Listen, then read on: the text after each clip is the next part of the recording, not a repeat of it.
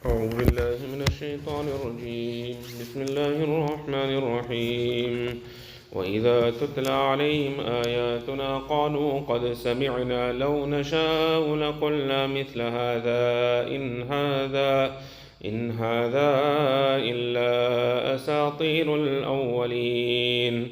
In this verse, Allah Tabaraka wa Ta'ala mentions, وَإِذَا تُتْلَى عَلَيْهِمْ آيَاتُنَا, that when our verses of the Quran Sharif are recited upon them, the kuffar of Makkah, قَالُوا قَدْ سَمِعْنَا, they say that certainly we had heard these type of things. لَوْ نَشَاءُ لَقُلْنَا مِثْلَ هَذَا, if we wish, we could have also said similar things like what has been mentioned in the Quran Sharif. In hada illa asatirul awwaleen. This is nothing except the stories of the ancient people, of the old people. So these are the stories of the old people that have been mentioned in the Quran Sharif.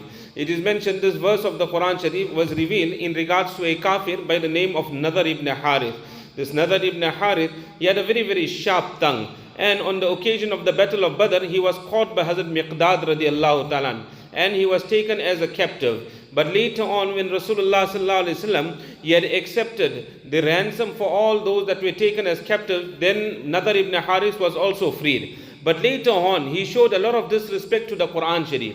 When he showed disrespect to the Quran Sharif, then Nabi Kareem sallallahu alaihi wasallam had instructed that he must be killed. And thereafter he was killed. So this Nadar ibn Haris, he used to travel very, very extensively in that time. And he had gone to various parts of the world, non-Muslim countries. He had heard the incident of Alexander the Great, all the history of Alexander the Great and Rustam, etc. So when he would come back to Makkatul Mukarramah, he would narrate all these incidents to the kuffar of Makkah Sharif. And tell them, instead of listening to the Quran Sharif, listen to what I have to say. Isn't this better than the story of the people of Ad, the people of Thamud, the people of Salih alayhi salatu wasalam? What I am saying, isn't it better than this also? And then he would say that if I want, I can also bring a Quran Sharif like this Quran Sharif. So on that, Allah Ta'ala revealed these verses of the Quran Sharif, that when our verses are recited upon them, then they say that certainly we have also heard these stories. If we wish, we could also tell you similar incidents like Quran Sharif. In hadha illa asatirul awwaleen, this is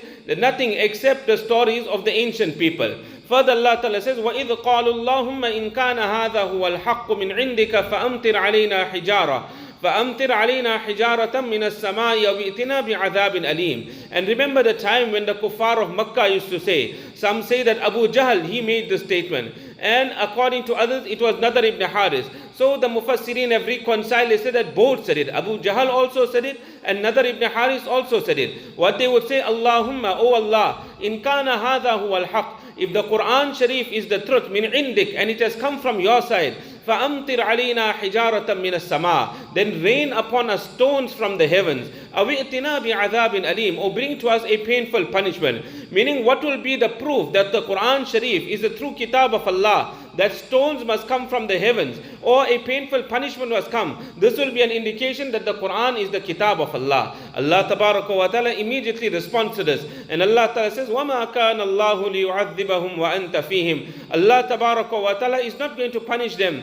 whilst you are amongst them, O Rasulullah sallallahu alaihi wasallam. Meaning, as long as Nabi alayhi salatu wasalam is amongst the people, how can stones come from the heavens? How can the azab of Allah Tabaraka wa Ta'ala ever come down upon that locality? As long as the Nabi of Allah is there, there is protection for that locality. And all the Anbiya alayhimus salam, as long as they were in the locality, the azab of Allah Ta'ala never came upon them. Allah further says, وَمَا كَانَ اللَّهُ مُعَذِّبَهُمْ وَهُمْ يَسْتَغْفِرُونَ. And Allah Tabaraka wa Ta'ala will not punish the people of Makkatul Mukarramah while they are making istighfar. Meaning the time came when Nabi alayhi salatu wasalam made hijrat and he came away to Medina Sharif. When he came to Medina Sharif, there were the poor mu'mineen and believers that remained behind in Makkatul Mukarramah. And these poor mu'mineen that were in Makkatul Mukarramah, these poor Sahaba, they would continuously make istighfar. So Allah Ta'ala says, as long as they are there making istighfar in Makkah Sharif, Allah Ta'ala's azab will not come upon the people of Makkatul Mukarramah. According to some commentators, they say that even the kuffar in the days of Jahiliyyat, when they used to make tawaf of Baytullah, they used to say, Ghufranak, Ghufranak, oh Allah, we seek your forgiveness.